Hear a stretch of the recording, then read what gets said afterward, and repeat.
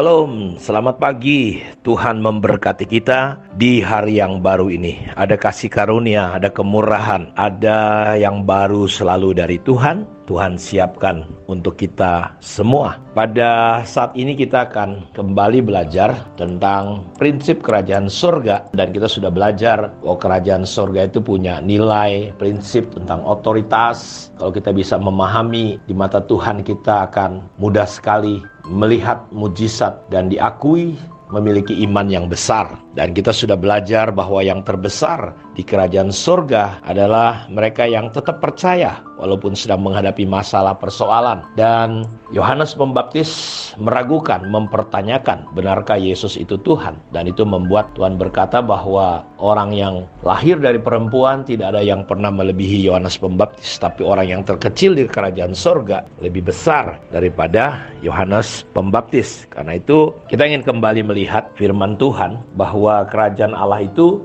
bukan bicara tentang makanan, minuman, bicara tentang hal-hal lahiriah, tapi kerajaan surga adalah berbicara tentang kebenaran, berbicara tentang sukacita, bicara tentang damai sejahtera. Dan saya ingin mengajak saudara melihat dalam kitab Kejadian ketika pertama kali manusia yang hidup di dalam prinsip kerajaan surga, Adam dan Hawa, mereka menikmati suasana damai, suasana indah, hubungan yang luar biasa dengan Tuhan, dan segala-galanya kita lihat begitu luar biasa. Tetapi ketika manusia memberontak kepada Allah, tidak taat, jadi kerajaan surga bicara tentang ketaatan. Mari kita lihat dalam kitab Kejadian ayat 5 mulai sampai ayat 19. Tetapi Allah mengetahui bahwa pada waktu kamu memakannya, matamu akan terbuka dan kamu akan menjadi seperti Allah, tahu tentang yang baik dan jahat. Kita melihat iblis menipu Hawa dengan berkata, kalau kau makan buah ini, kalau kau memberontak kepada Allah yang sebenarnya. Tapi tipu daya iblis berhasil masuk. Dia mengatakan ada sebuah janji, kau akan jadi seperti Allah. Di kerajaan Allah, Allah itu adalah Tuhan. Tuhan itu adalah Allah. Dia yang menjadi nomor satu.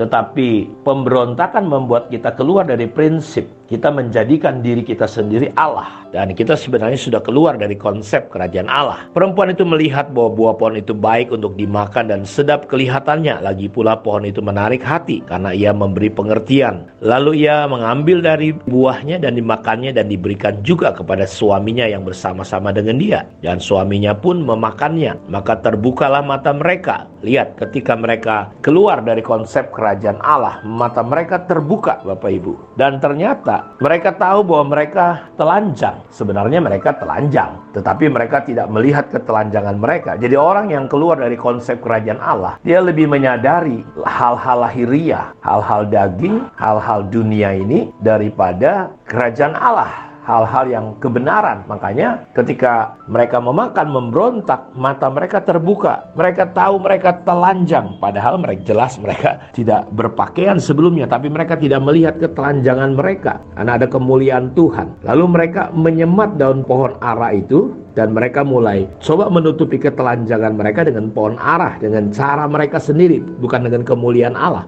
dan membuat cawat. Ketika mereka mendengar bunyi langkah Tuhan Allah yang berjalan-jalan dalam taman itu, pada waktu hari sejuk bersembunyilah manusia dan istrinya itu terhadap Tuhan. Jadi lihat, mereka lari bersembunyi dari hadapan Tuhan, padahal di mata Tuhan semua terbuka, telanjang. Mereka bersembunyi terhadap Tuhan Allah di antara pohon-pohonan dalam taman. Tetapi Tuhan Allah memanggil manusia dan berfirman kepadanya, di manakah engkau? Ia menjawab, ketika aku mendengar bahwa engkau ada dalam taman ini, aku menjadi takut. Bapak Ibu, yang pertama, ketika orang keluar dari konsep kerajaan Allah, ketakutan akan datang. Makanya gak heran, saudara, perbedaan yang begitu nyata sekali dalam hidup kita adalah kalau kita gak berada dalam konsep kerajaan Allah, kita akan selalu berada di bawah ketakutan. Seperti manusia pertama ini, aku takut sebab aku telanjang, sebab itu aku bersembunyi. Firman-Nya, siapakah yang memberitahukan kepadamu bahwa engkau telanjang? Apakah engkau makan dari buah pohon itu yang kularang? Engkau makan itu? Manusia menjawab, perempuan yang kau tempatkan di sisiku, dia yang memberi daripada pohon itu kepadaku, maka ku makan. Kita lihat, tidak ada ada kejujuran. Makanya kerajaan Allah bicara tentang kebenaran,